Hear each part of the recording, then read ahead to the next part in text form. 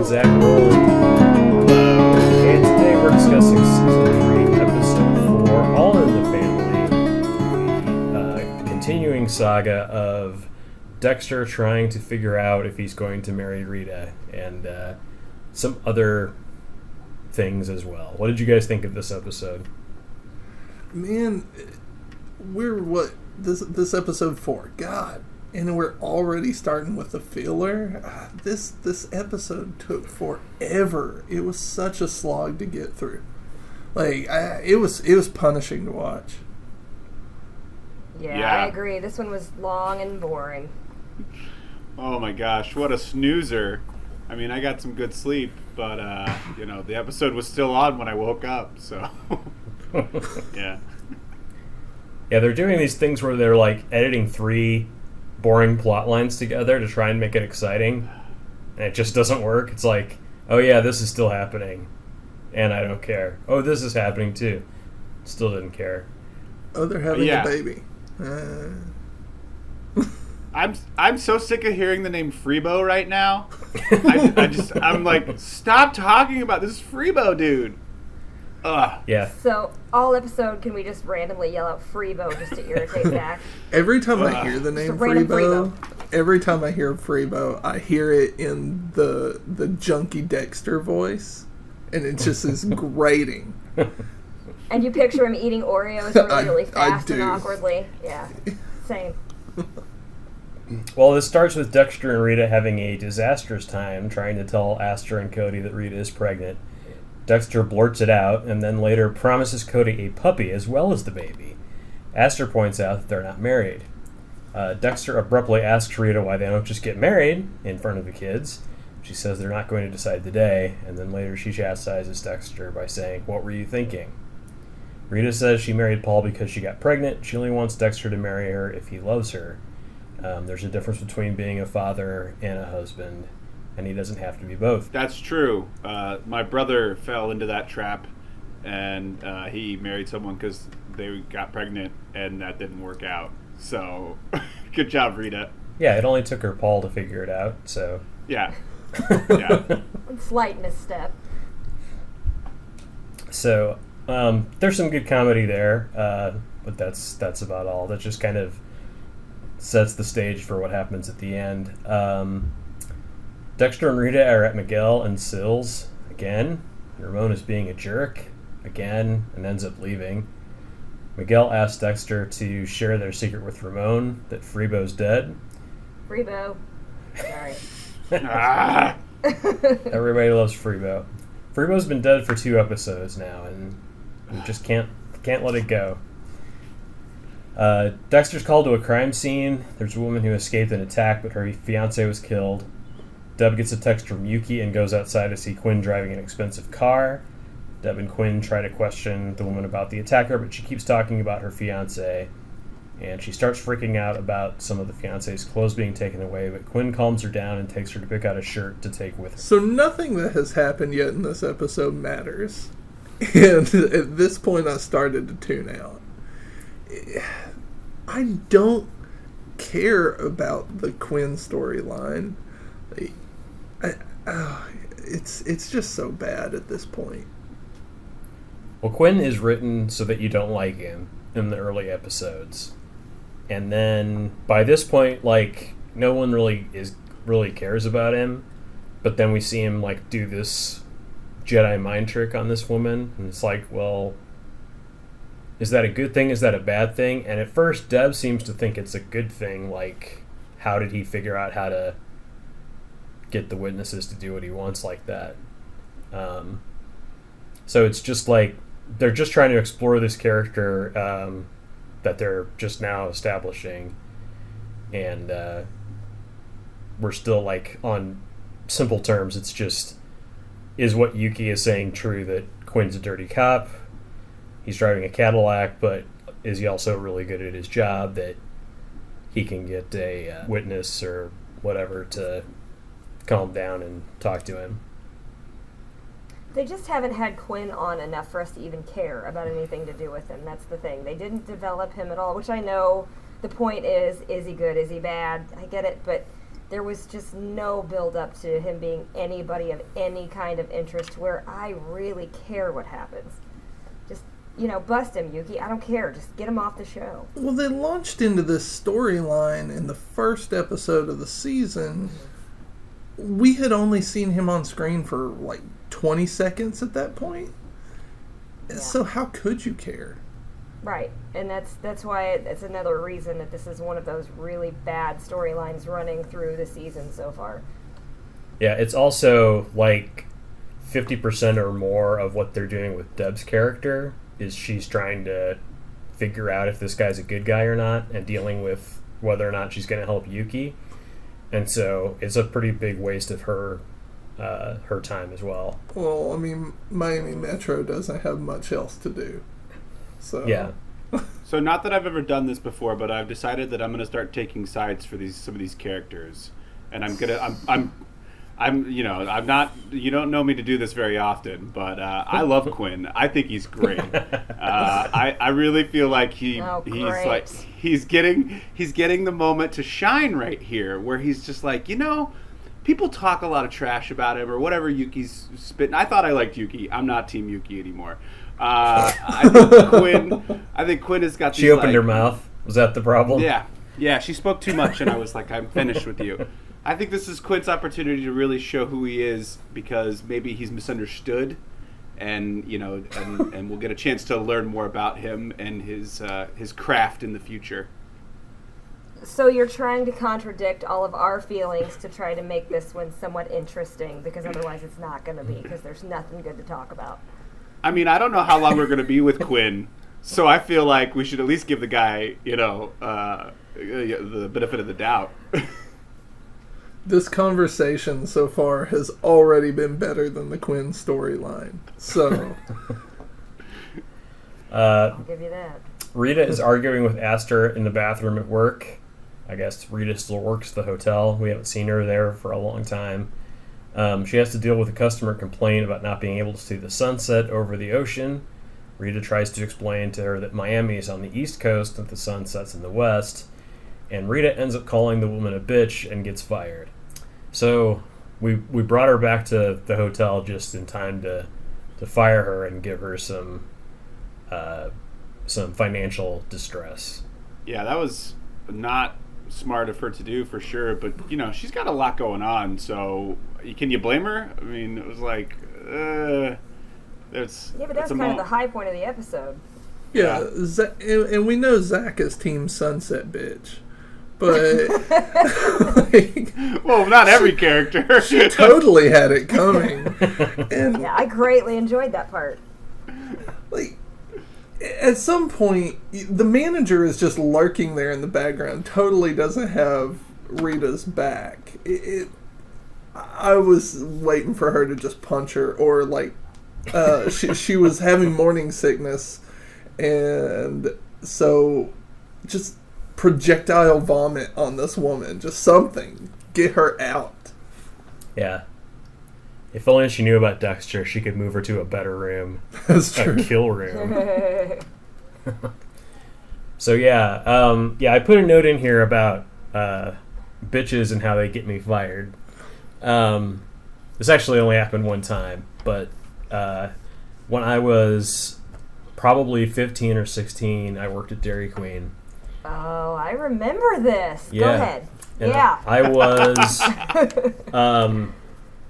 I was the youngest manager in the history of that particular set of franchises. I was a manager at 16, and I was working like as many hours as I could get.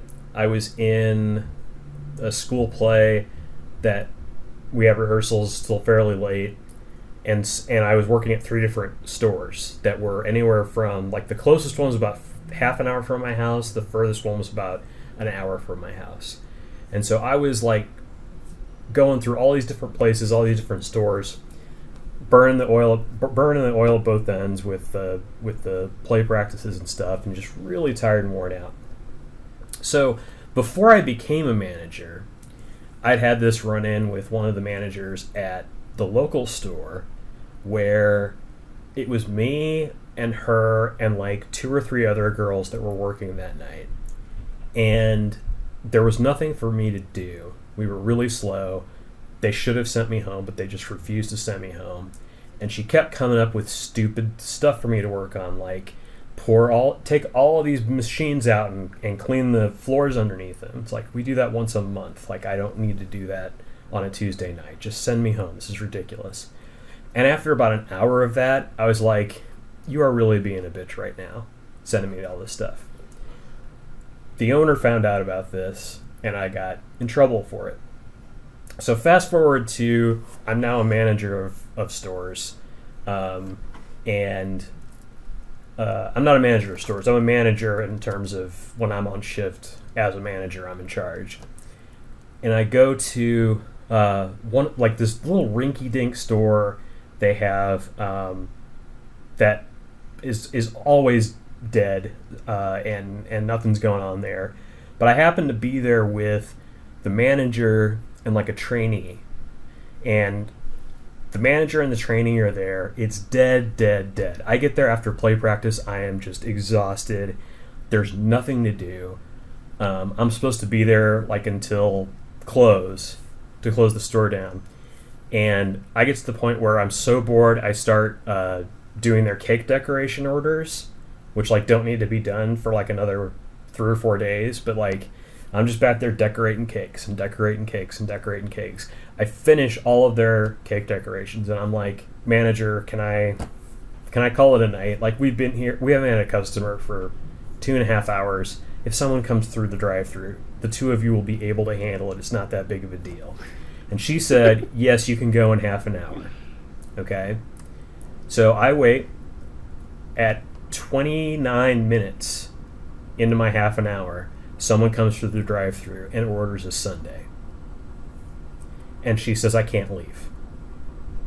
I have to make the sundae. I have to serve the sundae. And I said, okay, the 2 of you couldn't handle a sundae. You're acting like a bitch, and I'm out of here. And I left.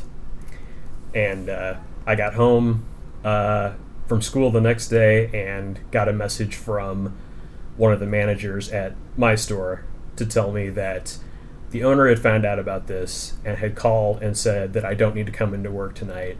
I just need to bring in my uniform. And I'm done. So, 2 people being bitches and being called on it. And I was like all upset about it at the time. I did like this hilarious thing where I like guilt tripped the owner because I did eventually talk to him. And I was like, yeah, I was so busy between working at all 3 of your stores, and I just bought a car so I could get in between the stores faster, not have to leech a car off my mom, and now I got that payment to deal with and all of that kind of stuff. But then I told the story to my aunt, and my aunt was like, Dale, if you called someone a bitch, I would be willing to bet that they were a bitch. Because that's just not the kind of thing you do. It's like, they were, but now I don't have a minimum wage job anymore, so. Yeah, you missed out. Bless your heart. Yeah, but you did lose the liquid gold cheese fries. Yeah. I know how to make them legit, though. Like, that's the only thing I do when I go back to our hometown is get cheese fries, just FYI. yeah, it is, they They're buy, magical.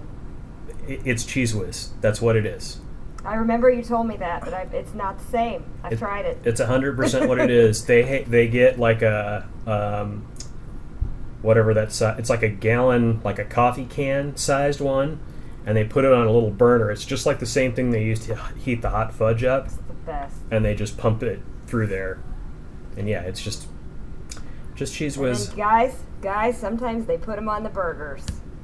They do. Gooey cheeseburger. You can get a gooey cheeseburger. Mm-hmm. This conversation- that has this. This conversation is still better than this episode. Not sure how I feel about you saying it like it's not just a great conversation. Try a gooey cheeseburger with Cheese Whiz, then talk to me, all right? But yeah, I guess the point of my story is that I back Rita on calling someone a bitch when they're being a bitch. even though it may not be the best thing to do for your job. So Sometimes you gotta say it. they may not know. They may not realize. Like, hey, the way you're acting, I'm not saying that you are a bitch. I'm saying that your actions are bitch-like. Yeah, but now she doesn't have a job, and she's not going to be able to pay the bills, and original I couldn't do Cody's that going to at my say job. it's all her fault. And it spirals out of control. Yeah. Yeah.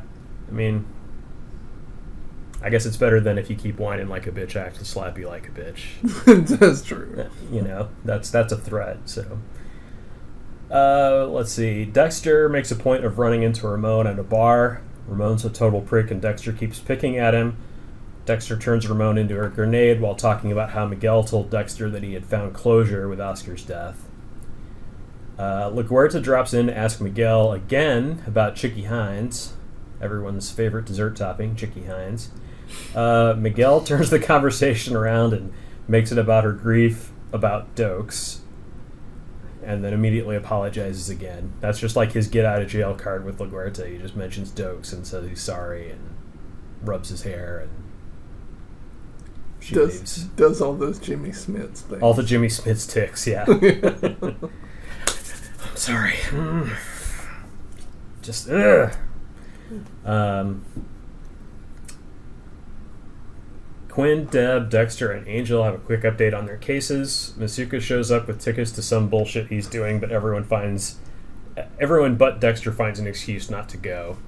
My favorite part is Dexter even talks about how they're writing his character at this point. He's like, and now Masuka's just the jester. Yeah. And I was like, oh yeah, that's exactly what I was thinking. Thank you, Dexter. Well, there's also a couple of times where he's talking about how, like, there's the lead characters and there's the side characters, and it's actually true about the way the show's being written. He's like, do the side characters know they're side characters? Do the main characters know they're the main character? Like, it's very strange writing. The sketch artist working with the dead man's fiance gets nothing from her. Deb starts making her freak out again, and Quinn steps in again to cool things down. He takes her to look at mugshots. Rita is having morning sickness in the bathroom. Dexter comes offering her crackers. Rita is worried about money, insurance, etc. Dexter brings up how his insurance would cover her if they got married.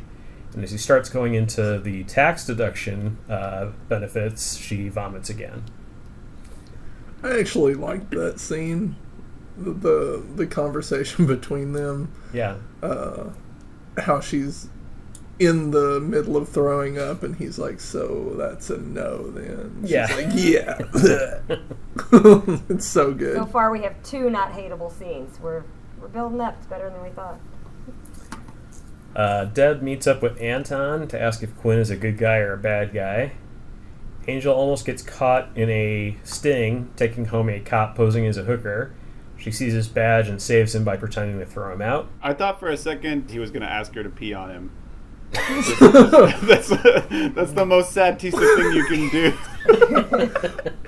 Wow. You know, that probably was what he was going to ask for. Well, I'm glad obviously. they cut it off. Hey- But, yeah, hey, that would Dex. be very... Dex, can I borrow your plastic wrap, man? You know he's got to be into that. That guy is so just depressed. Well, that took Yeah. a turn. That's what happens when you hang out with Masuka too long. Yeah, true. That's a fair point. Yeah, they have a spin-off show now called Wet and Messy. Honestly, like, Mm. Satista can't do anything right. He just can't. No matter what he does, it fails Yeah. tremendously. I actually thought about this a little bit more after I watched the show. And I thought, like, so Angel, when we met Angel in the beginning, he was married, he was pretending that his marriage was great, but it wasn't going great, and he was actually, like, kicked out of his house. So he wasn't getting any then. And then his divorce went through, and he still has not, like, rebounded. He's gone to the bar and, like, done like the worst job possible of picking up women because he talks about his ex-wife. So like, he technically did bag Lila.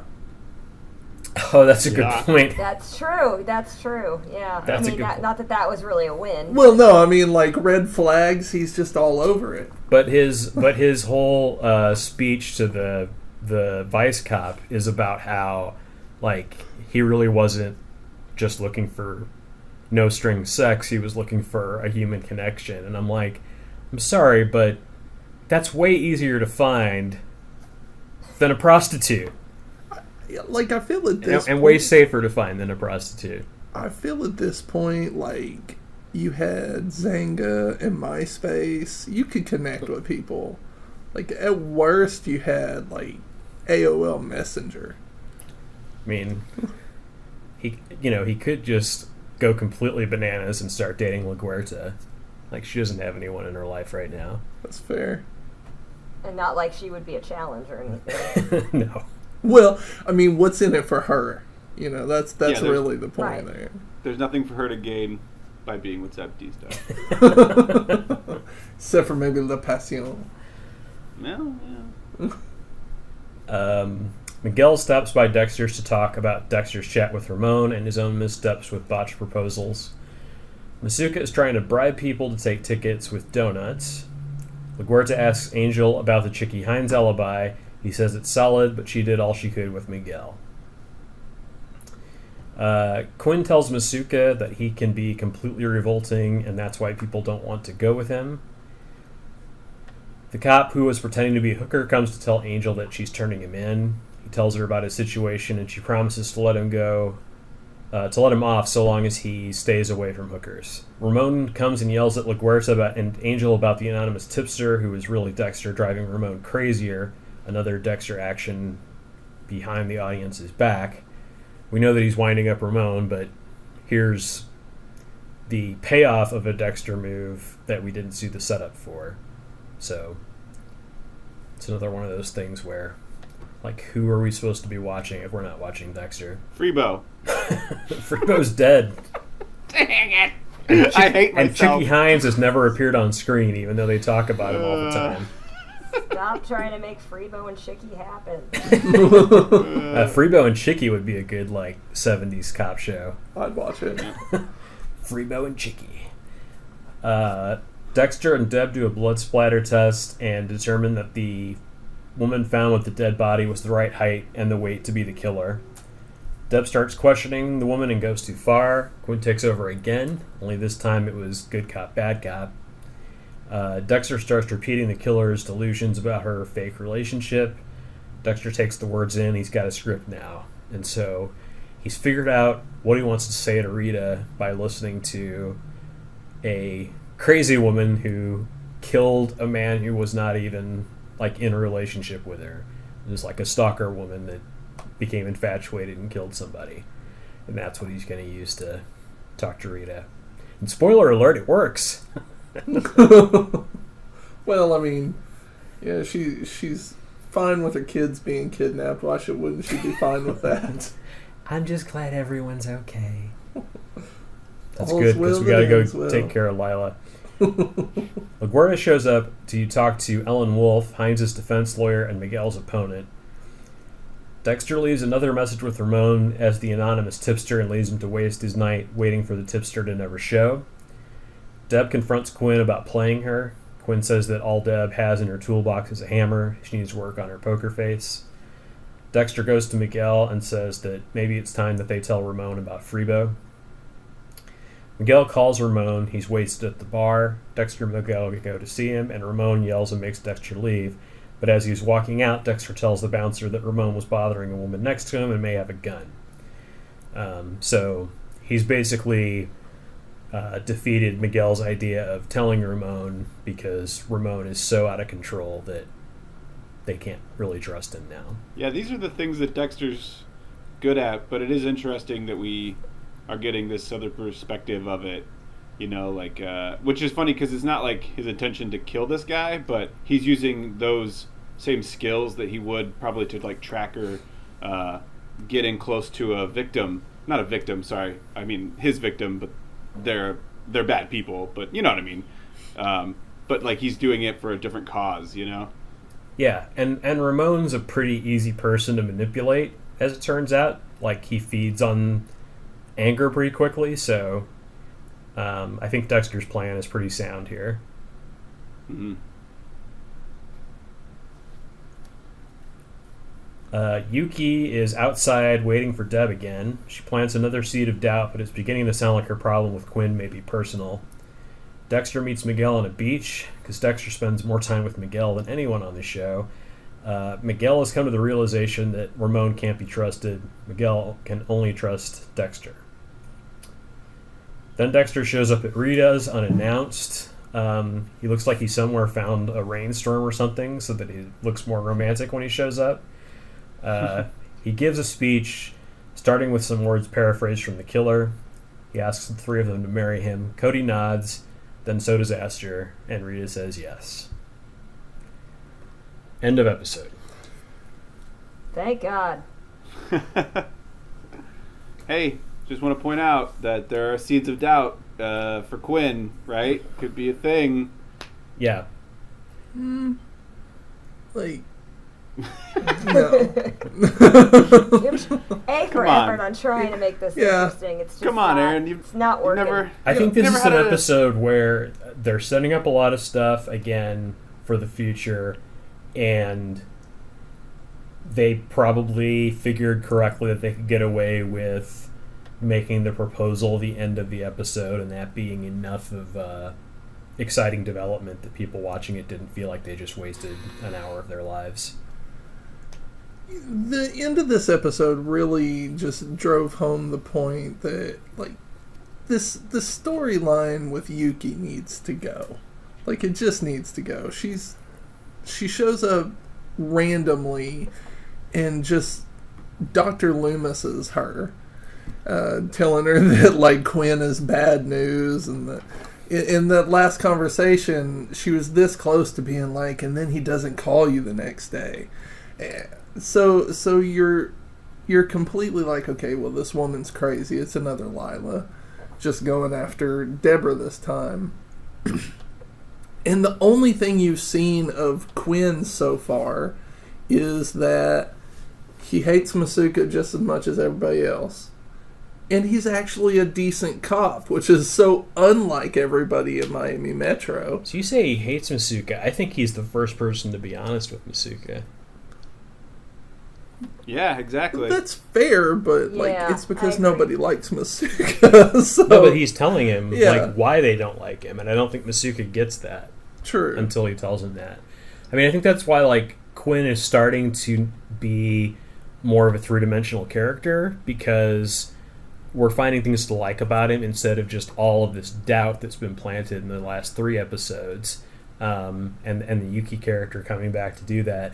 I think Yuki's important because we have to have a person that we know equally little about as Quinn to be the person talking smack about him.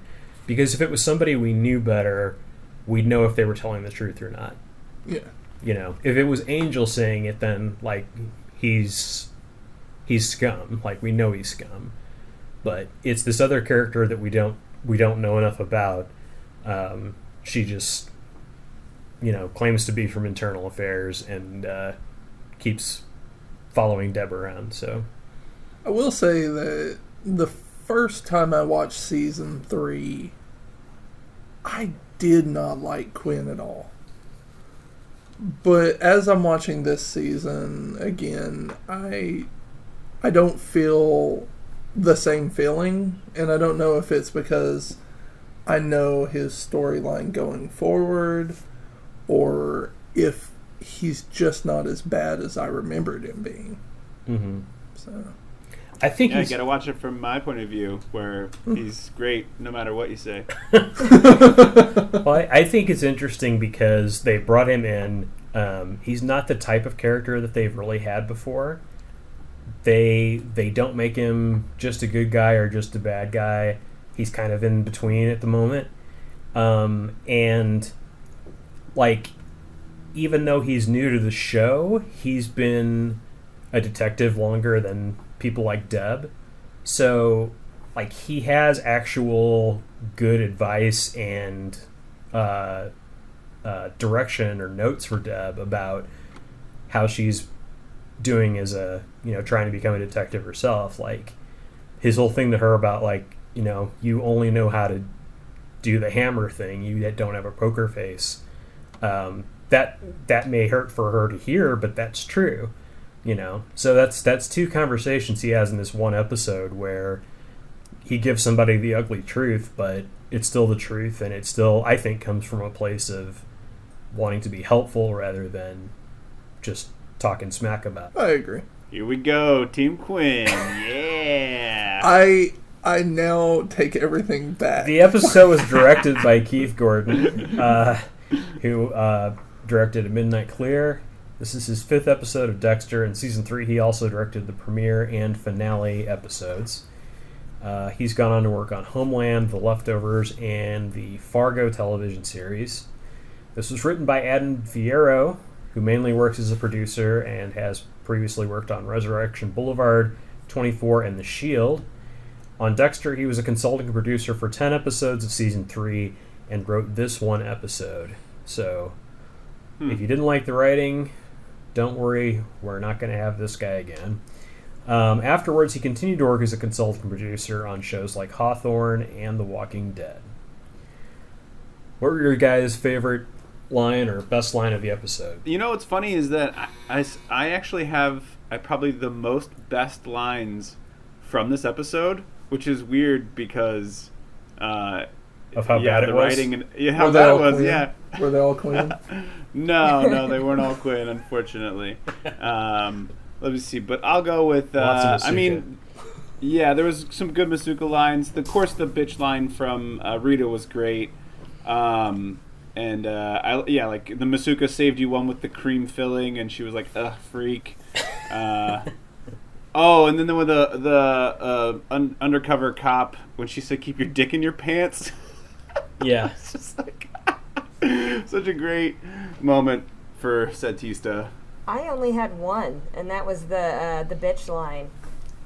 If we had a better room, being a bitch wouldn't change it, or however. Yeah, being a bitch isn't going to change that. That was my only good line I could pick out of the entire episode. Yeah, I think she says we don't have a better room, and being a bitch isn't going to change that because she's asking for a better room, and they're already in the honeymoon suite, which is the nicest room in the hotel. Yeah, I actually went back and listened to it a couple times because I wanted to get it right. But it's we don't have a better room unless you build one, and being a bitch won't change that, which I thought was like double burn. Yeah, that's awesome. Yeah. I like it when Rita gets saucy. Yeah. I liked the scene where Dexter was telling her about tax deductions and she's just puking the entire time, like he's completely oblivious, and I'm just like, this is perfect. But with my favorite line is when he realizes she's gonna still say no, and he's like, this is still a no. Yeah. How about the worst line of the episode? Everything Sad Tista says to the hooker cop. Yeah. His Yeah, explanation. all of my worst lines are Sad Tista lines to the... Yeah. Well, but I picked my number one worst is it's not easy to realize you're alone in the world when they're talking to the fiancé who turned out to be the killer. Just, Sad Tista. Come on, man. My Sad Tista one was, you're a beautiful meal. I was like, that's just so morbid. You're a beautiful meal. Yeah. I don't know, the one where he's like, I'm halfway to a full-blown cliche, and then there's a long pause, and then he's like, an alcoholic cop, a divorced cop. And I'm like, okay. I'm going to pull a Rita and start puking myself. Exactly. Yeah, I was like, the alcoholic is the other half? Because you do a lot of drinking and a lot of stupid. Like, that's how you ended up with a rape accusation last season. So, on that note, performance of the episode / non-Michael C. Hall performance of the episode. I went with Julie Benz as Rita. She had a lot going on in this one, so I went with that. She had to play a lot of emotions in this particular episode. I would agree with that. Rita did very well. No love for Syl and her one appearance at the beginning. Is Syl even an actual character? Or did she just wander on set and they got a couple pictures with her? Like, I'm very confused. Just a friend of Jimmy Smith's that he was like part of his contract that she had to be in it. There's close contention for Chicky Hines, who we still haven't seen at all. Yeah, performance Freebo. Best off-screen performance. Did you have one, Zach? Oh, I was going with Freebo, but no. You know what? Can I coin a new? We have Sad Tista. Can I coin a new one? Yeah. In this episode, Please do. How about Sad Suka? Sadsuka. I like it. Yeah. Yeah, right. We got a little Sad Suka and Sad Tista. I think we're going to be getting into Mad Suka pretty soon. So. Yeah. All right. Well, I think that does it. Thanks, everybody, for joining me for the podcast recording. Thanks, everybody, for listening. That's it for Season 3, Episode 4.